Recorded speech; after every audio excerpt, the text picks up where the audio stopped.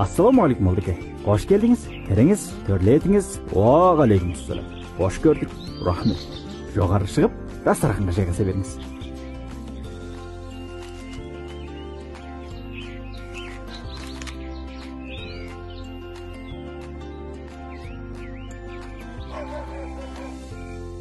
Келіңізге рахмет. Алла қабыл етсін. Әмин, әмин. Өй, мына жерге қойған ақшаларым қайда? Ай, терезенің алдындағы 100 000 теңгемді кім көрді? Мен түспедім.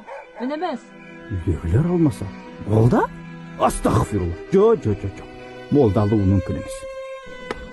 Әйелің алмаса, балаң алмаса, үйде жоқ болсын. Құдайым, жер жұтып кетті ме енді бұл ақшаларды? Әлде молда алуы мүмкін бе? Әй жоқ, молда ондайға бара қоймас. Барлық түбі қорлық жасау күнә деп. Молданың өзі айтты емес бұл ағызында. Айт